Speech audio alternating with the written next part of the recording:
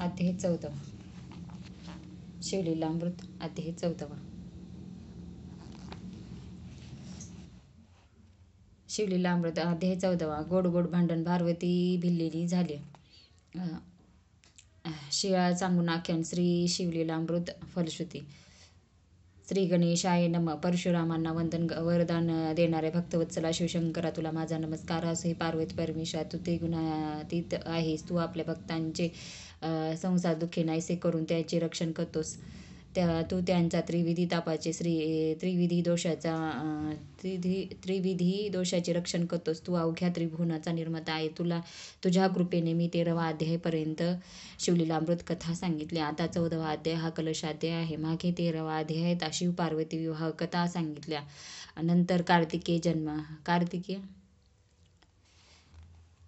आता 14वा अध्याय कलशाध्याय आहे. मागे 13वा अध्यायात शिवपार्वती विवाहाची कथा सांगितली. नंतर कार्तिकेय जन्माची व तारकासुर वधाची कथा सांगितली. नेहमी शहराने पुराणाकर शनिदिकांनी गणेश कार्तिकेय कथा सांगतात ती अशी. गोड गोड भांडण.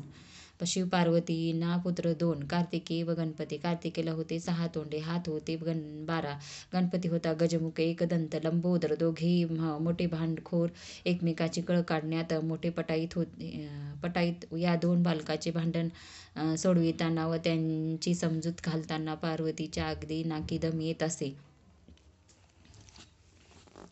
एकदा बाल गणपती आपल्या सोंडेने पार्वती मातेचे दूध प्यायला सोंडेत दूध घेतले व कार्तिकेय म्हणाला, अरे माझे या सोंडेतले दुग्ध मृत घे. ब्रह्मादी देवांना सुद्धा मिळत नाही. कार्तिकेय रागाने म्हणाला, तुझे उष्टे दूध मला मुळीच नको. मग त्याने पार्वती मातेकडे तक्रार केली. तो म्हणाला, आई, हा लांब सोंड बघ, मला उष्टे दूध देतो त्याला सांग, नाही तर त्याची सोंड पकडून त्याला खाली पाडेल.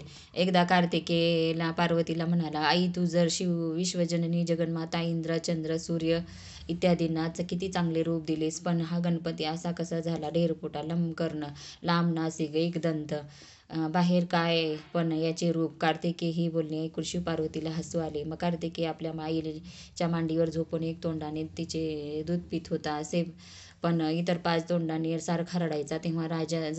तेव्हा जवळ उभा असलेला गणपती त्याला चिडवण्यासाठी टाळ्या वाजवून उड्या मारायचा. त्यावेळी तो म्हणायचा, अगं आई, एक स्तन याच्या तोंडात दिलेस तर आणखी 5 कुठून आणशील? त्यावेळी शिवशंकर हसून म्हणाले, हे अगजानना, काय म्हणतो ते ऐकलंस ना? हा कसला मुलाला तू जन्म दिलास? तेव्हा पार्वती हसून म्हणाली, तुमच्यासारखाच हा मुलगा झालाय. तुम्ही पंचमुख तर हा षष्ठमुख. हे ऐकून शंकर हसू लागत. एकदा गणपती व कार्तिकेय अंगणात खेळत होते. खेळता खेळता एकमेकांना चिडवण्यावरून त्यांच्यात भांडण झाले. दोघेही रडत रडत व एकमेकाबद्दल तक्रार करीत पार्वतीकडे आले. काय झाले असे पार्वतीने विचारले असता गणपती म्हणाला, याने माझे कान ओढले व मला म्हणाला की असे तुझे डोळे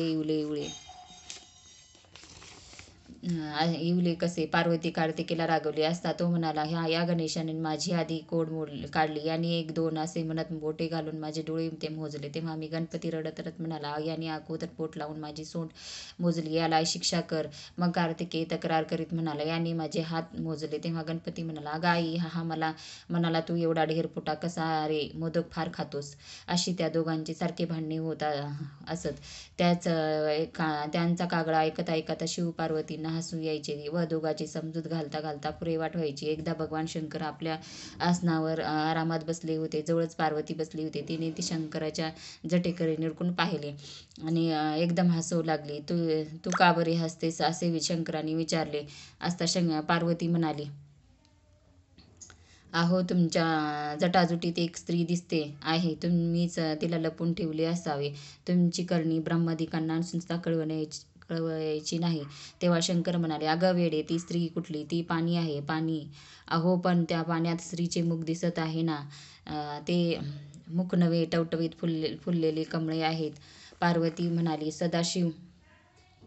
पार्वतीने अशी शंका घेतली असता शंकर म्हणाले, अगं, ते मुख नव्हे, एक टवटवीत फुललेले ते कमळ आहेत. पार्वती म्हणाले, सदाशिवा, तिच्या डोक्यावरचे असलेले काळे भुरकुळे केस सुद्धा मला दिसत आहेत. स्पष्ट दिसत आहे. शंकर म्हणाले, तुझी भलतीच काहीतरी शंका. अगं, त्या कमळावर भ्रमरे बसले आहेत. अहो, पण कमळाला भुवया कशा? पार्वतीने अशी शंका काढली असता शंकर म्हणाले, त्या भुवया नव्हे, ते पाण्यावरील तरंग आहेत. पण तिचे सुंदर डोळे मला अगदी स्पष्ट दिसत आहे, असे पार्वती म्हणाली असता शंकर म्हणाले, अगं सुंदरी, नीट पुन्हा पहा, एकदा पहा, ते डोळे नव्हेत, ते पाण्यात पोहणारे मासे आहेत. अहो, पण तुमच्या त्या कमळाला कमंडलूसारखे स्तन कसे? पार्वतीची शंका त्यावर शंकर म्हणाले, अगं वेडे, स्तन नव्हे, ते गंगेचे 2 तीरावरी बसलेले दोन चक्रवाक पक्षी आहेत. तेव्हा पार्वती म्हणाली, तुमची लीला अगाध आहे. तुम्ही एकाचे अनेक करून दाखविता. मी गप्पच बसते. एकदा पार्वती विलीनी झाली. एकदा शंकर आणि पार्वती सारीपाट खेळत बसले होते. इतक्यात तिथे नारदमुनी आले. नारद मुनी म्हणजे साक्षात कळलावे. दुसऱ्याची भांडणे लावून द्यायची व आपण गंमत पाहत बसायचं. यात त्यांना मोठा आनंद. शंकर पार्वती तो खेळ थोडा वेळ त्यांनी पाहिला व म्हणाले, या तुमच्यात खेळात काही दम नाही. अगदीच मिळमिळीत आहे. काहीतरी पण लावून खेळल्याशिवाय खेळात मजा येत नाही. शंकर पार्वतींना ही कल्पना आवडली. आपल्या जवळच्या वस्तू पणाला लावायच्या. जो डाव जिंकेल त्याने वस्तू घ्यायचे असे ठरले. मग पण लावून खेळ सुरू झाला. पार्वती पहिलीच डाव जिंकला. शंकराचे व्याघ्रांवर हिरावून घेतले. खो खो करून नारद हसू लागले. दुसराही डाव पार्वतीने जिंकला व शंकराचे गजचर्म काढून घेतले. खेळ पुन्हा सुरू झाला आणि पार्वतीने शंकराच्या सगळ्या वस्तू जिंकून घेतल्या. आता पण लावायला शंकराजवळ काहीच उरले नव्हते. ते अगदी दिगंबर बनले. नारद मुनी मोठे मोठ्यांदा हसू लागले. ते शंकरांना म्हणाले, महिषा, काय ही तुमची अवस्था? पार्वतीने तुम्हाला अगदी पुण्य जिंकले. आता त्रिलोक्यात तुमचे मोठेपण ते काय उरले? तुम्ही निर्गुण निरंकार मायाधीन झालात. आता भक्तांना तोंड कसे बरे दाखवणार? नारदांनी केलेली ही थट्टा शंकरांना चांगली जोमली आणि ते रुसून रागारागाने घोर वनात निघून गेले. मग नारद मुनी हसत हसत निघून गेले. मग जगदंबा पार्वती शंकरांना शोधण्यासाठी वनात गेली. डोंगर, दऱ्या, पर्वत, गुहा सगळीकडे शोधले, पण शंकर कुठे दिसेनात. तिने अनेक सिद्ध साधकांना, योगी मुनींना शंकर कुठे दिसले का म्हणून विचारले, परंतु तो जगदात्मा, सर्वसाक्षी, विश्वव्यापक महेश्वर कुणालाच कुठे दिसला नव्हता. जिथे अनंत शक्तीची स्वामिनी असलेला पार्वतीला सुद्धा शंकराचा शोध घेता घेता दमछाक झाली. तिथे तिच्यापेक्षा सामान्याची काय कथा. अनेक देवदेवता आशीर्वादर्शनासाठी तप करत 4ही वेद सुद्धा प्रयत्न करीत होते. 4ही वेद, 6 शास्त्रे या सर्वांचे एकच मत, भगवान शंकर ब्रह्मानंद आहे. वेदशास्त्रांना तो अगम्य आहे. तो सापडणे अगदी अशक्य. साध्या चर्मचक्षूंना तो विश्वंभर कसा दिसणार? पार्वती शंकरांना शोधून शोधून दमली, पण शंकर काही सापडले नाहीत. शंकराच्या विरहानं ती अगदी व्याकुळ झाली. अगदी पूर्ण शरणागती पत्करून ती धाव करू लागली. प्राणेश्वरा, नारदांनी तुमची थट्टा केली, त्याला मी हसले. ही माझी चूक झाली. त्याबद्दल मला क्षमा करा. मला दर्शन द्या. आणि शेवटी तिला शंकराचे दर्शन झाले.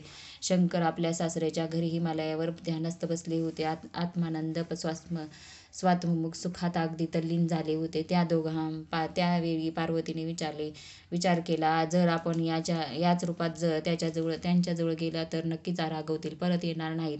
मग तेव्हा काहीतरी युक्ती केली पाहिजे. शंकर डोंगरात बसलेले आहेत, त्यामुळे ते या भागात राहणाऱ्या भिल्ली स्त्रीचा वेश धारण केला तर त्यांना काही शंका येणार नाही, म्हणून नेसली भिल्लिणीचा वेश. शंका येणार नाही म्हणून भिल्लिणीचा वेश घ्यावा, असा विचार करून पार्वतीने भिल्लिणीचा वेश धारण केला. ती मोरपिसाची सुंदर वस्त्रे नेसली, फुलांचा शृंगार केला. मग ती शंकरापुढे नृत्यगायन करू लागली. अप्सरा, यक्ष, गंधर्व, किन्नर विमानातून पार्वतीचे नृत्यगायन ऐकू लागले. सगळी चराचर सृष्टी, पशु, पक्षी, नद्या पार्वतीचे नृत्यगायन ऐकण्यात तल्लीन झाले. स्वर्गातील देवसुद्धा निरनिराळे रूपे धारण करून पृथ्वीवर आले. भिल्लिनी झालेली पार्वती अगदी तल्लीन होऊन शंकराच्या पुढे नृत्यगायन करीत होती. आणि काय आश्चर्य, तिच्या नृत्यगायनाने शंकराचे ध्यान थांबले. त्याने डोळे उघडले. समोर पाहता तो अनुपम लावण्याची एक सुंदरी तिच्यासमोर. तिच्या नेत्रकटाक्षाने शंकर घायल झाले. ध्यानधारणा सोडून त्यांनी तिची विचारपूस केली, ही सुंदरी तू कोण आहेस? तुझ्यासारखे लावण्यवती अवघ्या त्रिलोक्यात सापडणार नाही. तुझा मुखचंद्रमा पाहून माझे नेत्र चाकोर पक्षी झाले आहेत. प्रिये, तू मला जिंकले आहेस. तुझ्या स्पर्शासाठी मी अगदी आतुर झालो आहे. तू माझा स्वीकार कर. शंकराने अशा अनुनय केला परत असता बिलीनी म्हणाली, अरे उमेसारखी सुंदर स्त्री असताना तू तिचा त्याग करून वनात आलास. मी तर परणारी, मी तुझ्याशी विवाह कसं करणार? तुला तुझे मन जिंकता आले नाही म्हणून तू तपस्वी कसा बनेल? शंकर म्हणाले, ही त्रिलोकी सुंदरी, मी त्या पार्वतीवर रागून आलो आहे. आता मी तिचे तोंड सुद्धा पाहणार नाही. मी तिचे स्वप्नात सुद्धा नाव घेत नाही. भल्लिनी म्हणाली, अरे माझा पती भयंकर रागीट आहे. त्याला जर हे कळाले तर तो अवघ्या त्रिलोक्यात जाळून टाकेल. आणि काय रे तू कपटी तरी किती, तेही उमा बिचारी भोळी भाबडी अशी सुंदर पत्नी असताना तू खुशाल तिच्या देखत गंगेला आपल्या डोक्यावर घेतोस आणि पुन्हा दुसरी सुंदरी स्त्री दिसताच तिच्या गळ्यात पडतोस. काय म्हणावे तुला? तर तेव्हा शंकर म्हणाले, अगं ती पार्वती मोठी कपटी आहे. तिने माझ्यासाठी 2 वेळा जन्म घेतला, एकदा दाक्षायणी सती आणि दुसऱ्यांदा पार्वती म्हणून. तुला माहीत नाही हे? आता जरी ती इथे आली तरी मी तिच्याशी एक शब्द बोलणार नाही. परत जाणे तर नावच नको. तू माझा स्वीकार कर. तू मला नेशील तिकडे मी येईन. बिल्लीनी हसून म्हणाली, अरे जिच्या तू 2 वेळा स्वीकार केला तिची ही अवस्था केलीस तर मग माझी गत काय होईल? खरे तर तूच मोठे कपटी आहेस. माझा नाद सोड. असे म्हणून ती बिल्लीनी नृत्यगायन करू लागली. तेव्हा शंकर तिने उठले आणि धावत तिच्या जवळ गेले. तिला आलिंगन देण्याचा प्रयत्न केला. ती म्हणाली, प्रिय, मी तुझ्यामुळेच त्याग करणार नाही. मी तुला वचन देतो. थांब, मला सोडून जाऊ नकोस. बिल्लीनी म्हणाली, ठीक आहे, तू माझ्या घरी चल, मग मी तिथेच तुझा स्वीकार करीन. शंकराने मोठ्या आनंदाने ते मान्य केले. मग शंकर तिच्या मागे धावू लागले. बिल्लीनीचे रूप घेतलेली पार्वतींनी शंकरांना भुलवून कैलासावर नेले. तिथे शंकरांना सिंहासनावर बसवून तिने त्यांच्या षोडशोपचार पूजा केली. त्यांच्या पायांना वंदन केले. मग त्यांच्या गळ्यात माळ घालताच पार्वतीने आपले रूप प्रकट केले. आश्चर्यचकित झालेले शंकर एकटक नजरेने पार्वतीकडे पाहू लागले. दोघे एकदम हसू लागले. आपला राग घालवण्यासाठी पार्वतीने आपल्या चांगलेच चकवले हे शंकरांनी ओळखले. शंकरांना पार्वतीच्या आपल्यावरील भक्ती व प्रीती कळाली व स्वतःची चूक उमगली. शिळा चांगून आख्यान. एकदा नारदमुनी फिरत फिरत कैलास पर्वतावर गेले. शंकरांनी त्यांचे यथोचित स्वागत केले आणि विचारले, मुनिवर्या, त्रिलोक्यात काही विशेष वार्ता? तेव्हा नारद म्हणाले, आहे ना, अगदी अपूर्वार्थ आहे. अहो भोलेनाथ, आजपर्यंत मी तुमचे अनेक भक्त पाहिले, परंतु पृथ्वीवरला कांतीनगरातील शिळाचा राजासारखा थोर शिवभक्त अवघ्या त्रिलोक्यात पाहिला नाही. तो मोठा उदार, यशवंत, कीर्तिवंत, शीलवंत, श्रीमंत आहे. तो मोठा दानशूर आहे. त्याने गेले काही 1000 वर्ष अन्नछत्र घातले आहे. तो प्रत्येकाला इच्छित भोजन देतो. तो आपल्या अन्नसाधारण भक्त आहे. एकदा अतिथी पृथ्वीवर अपराय या वस्तूचे भोजन मागितले तरी तो ती वस्तू प्रयत्नपूर्वक मिळवून अतिथीला इच्छा भोजन देतो. मी आत्ताच त्या कांतीनगरातून आलो, त्यामुळे मला याला त्या राजाची आठवण झाली. एवढे बोलून नारदमुनी आकाशमार्गाने निघून गेला. नारदाने असे सांगितले असता भगवान शंकरांनी त्या शिळ्या राजाची सत्वपरीक्षा पाहण्याचे ठरविले. मग त्याने अत्यंत उग्र असा अतिथी वेश घेतला व शिळ्या राजाकडे येऊन म्हणाले, मला आताच्या आता इच्छा भोजन दे, नाही तर तुझे सत्वहरण करून जाईन. मग शियाळ व त्यांची पत्नी चांगून यांनी त्या अतिथीला घरात नेले. आसनावर बसून त्यांची यथाविधी षष्ठोपचार पूजा केली. मग राजा शियाळ हात जोडून म्हणाला, स्वामी, आपण आता इच्छा भोजन मागा. आपणास जे हवे असेल ते मागा, मी प्रतिज्ञापूर्वक ते पुरवीन. तो अतिथी म्हणाला, मला नरमास हवे आहे, पण तो चोरून आणलेले नको, विकत आणलेले नको, मी ते मुळीच घेणार नाही. तेव्हा चांगुना म्हणाली, स्वामी, मी माझे मांस देण्यास आनंदाने तयार आहे. राजा म्हणाला, स्वामी, मी माझे मांस देतो, त्याचा आपण स्वीकार करावा. त्यावर अतिथी म्हणाला, अरे तुम्ही दोघे तर या सर्व याचकाचे मातापिता आहात. तुमचे मांस जर मी घेतले तर अन्नछत्र बंद पडेल, म्हणून तुमचे मांस मला नको. तुमचे 5 वर्षाचा एकुलता एक मुलगा चिलया बाळ आहे, त्याचे मांस मला हवे आहे, ते मला द्या. अतिथीचे हे बोलणे ऐकून शियाळ चांगुना यांच्या डोळ्यातून पाणी आले. मग मन घट्ट करून ती दोघे म्हणाले, आम्ही आमचा बाळ तुम्हाला देऊन टाकतो, तुम्ही घेऊन जा. त्यावर अतिथी रागून म्हणाला, मला काय वाघ लांडगा समजलात की काय? त्याला मी काय कच्चा खाऊ? मनात मनात कष्टी न होता तुमच्या मुलाचे मांस शिजून मला वाढा. जर रडलात तर मी निघून जाईल. मग चांगुनीने बाहेर येऊन चिलया बाळाला हाका मारल्या. मग चिलया बाळ धावत आला. त्याने मात्यापित्यांना व त्या अतिथीला वंदन केले. चांगुना त्याला म्हणाली, बाळा, हे अतिथी देवाला तुझे मांस हवे आहे तेव्हा क्षणभरही तुझा विचार न करता चिलया मोठ्या आनंदाने म्हणाला, एवढेच ना? ठीक आहे, मी माझे देह अर्पण केले. मी माझा देह शिवार्पण केला आहे. त्यामुळे भगवान सदाशिव तृप्ती होतील. त्या मला माझ्या देहाचा मोह मुळीच नाही. माझे मांस खाऊन जर हे अतिथी देव संतुष्ट होतील तर साक्षात शिवशंकरच माझ्यावर संतुष्ट आहेत असे होईल. मग चांगुना चिलयाला मारण्यासाठी त्याला पाकशाळेत घेऊन गेली. त्यांचे तिने अनेक वेळा चुंबन घेतले, पण त्याला प्रेमाने छातीशी धरले. शेवटी मनवज्रापेक्षाही कठोर करून तिने तिचे चिलयाचे मस्तक कापून त्याच्या शरीराचे मांस काढले. आपल्या मुलाचे मुख तरी पाहावयास मिळावे म्हणून त्याचे मस्तक लपवून ठेवले. मग ती मांस शिजवून तयार केले व त्या अतिथीला भोजनाची करण्याची विनंती केली. तेव्हा तो अतिथी कसला अनंत ब्रह्मांड साक्षी असलेला भगवान शंकर चिलयाचे मस्तक बाजूला ठेवल्याचे ओळखले. तो अतिथी म्हणाला, मी मुळीच भोजन करणार नाही. मुलाचे मस्तक बाजूला का ठेवले? तेव्हा आता हे मस्तक बाहेर आण आणि माझ्या देखत उकळात कांड. जर डोळ्यात अश्रू आले तर मुलाबरोबर तुमचेही सत्व जाईल. मग ती चांगुना चिलयाचे मस्तक उकळात घालून काढू लागली. भगवान शंकर तिची सत्व परीक्षा पाहत होते. तरी शेळाच राजाचे अगत्स व चांगुना चे असामान्य निर्धार पाहून अतिथी रूपात असलेला शंकर सदगीत मी तुमची सदगीत झाली. तरीही ते चांगुनेला म्हणाले, नुसते नाही कांडावायचे, मोठ्या आनंदाने गाणे म्हणत कांडा. अतिथीच्या आज्ञेनुसार चांगुना चिलयाचे मस्तक काढता काढता त्याचे अनेक गुण आठवून गाणे म्हणू लागले. बाळा चिलया, तुला जन्म देऊन मी खरोखर धन्य झाले, पण आता तुझ्याशिवाय मी भिकारी झाले आहे, दुबळी झाली आहे.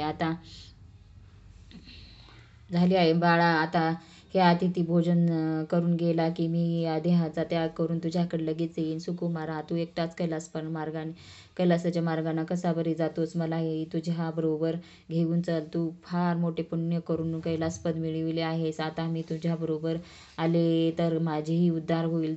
जळाविना मासा जसा तडफतो तशी माझी अवस्था झाली आहे. तुझ्याशिवाय क्रूर बनलेला मला जगात तोंड दाखवायची लाज वाटते.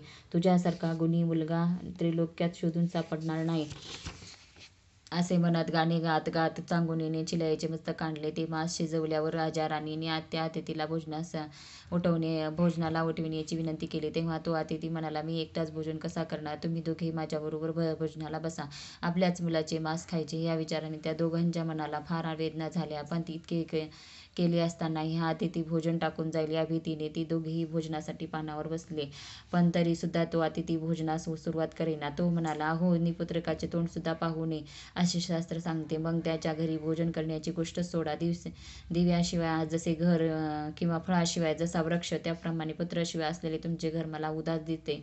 तो अतिथी असे बोलला असता राजा राणी दोघेही अतिशय दुःखी झाले. चांगुना शोक करीत म्हणाले, एकुलता एक बाळ होता, तोही गेला, आता सत्व जाणार. मग ती परमेश्वराचा धाव करीत म्हणाली, प्रभो सदाशिवा, कर्पूरगौरा, धाव रे धाव. आमच्या वशच्छेद झाला व आमचे सत्वही निघाले. भगवान शंकरा, तू कोठे आहेस? तुला आमची दया येत नाही का? चांगुना असा धाव करू लागली असता त्या अतिथीच्या डोळ्यातून अश्रू वाहू लागले. नगरातील लोक आकांत करू लागले. आकाशात देवाची विमाने दाटी झाली. आता भगवान शंकर काय करतात याबद्दल सर्वांना कुतूहल होते. मग तो अतिथी चांगुनेला म्हणाला, मी तुझ्यावर पूर्ण प्रसन्न झालो आहे.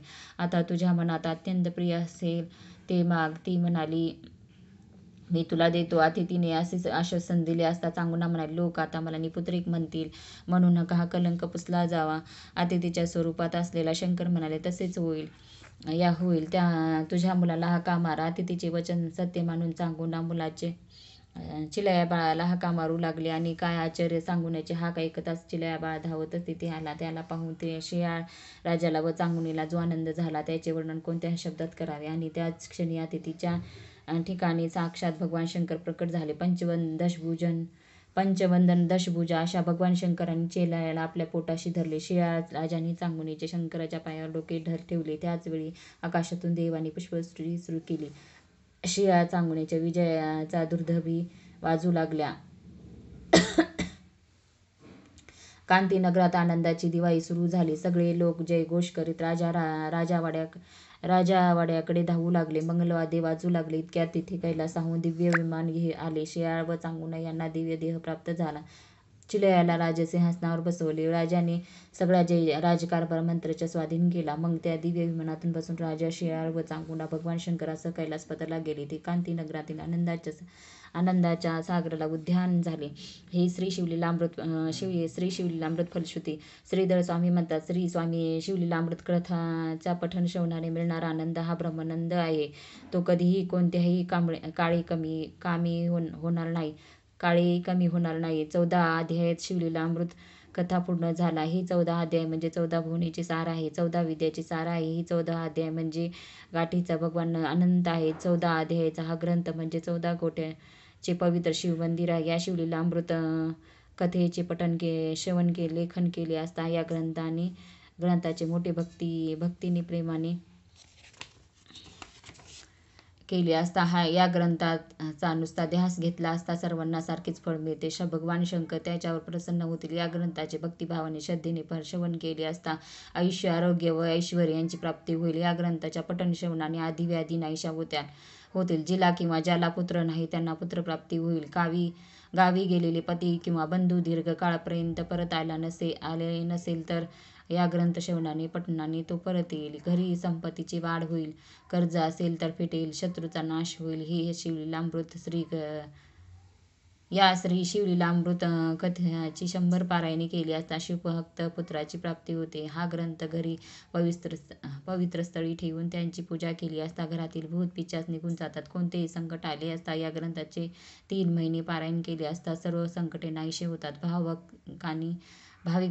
भाविकांनी यांचा जरूर अनुभव घ्यावा. ज्याची श्रद्धा नाही त्याच्यासाठी हे सांगणे नाही. सोमवार प्रदोषकाळी शिवरात्रीच्या दिवशी शुचिर्भूत होऊन या ग्रंथाचे पठण श्रवण केले असता भगवान शंकर स्वप्नात दर्शन देतील व सर्व संकटे नाहीशी करतील. प्रत्येक अध्यायाच्या श्रवण पठणाचे वेगवेगळे फळ सांगितले आहेच, तेही त्यांनी घ्यावे. आता या ग्रंथाची अवतरणिका सांगतो. पहिल्या अध्यायात मंगलाचरण करून दशरथराजाचे आख्यान सांगितले आहे. कलावतीने आपल्या पतीचा उद्धार कसा केला तेही सांगितले आहे. दुसऱ्या अध्यायात शिवरात्री महात्म्य सांगून तिसऱ्या अध्यायात गौतमची कथा सांगितली. कल्माशपदाचा उद्धार कसा केला ते सांगितले. चौथ्या अध्यायात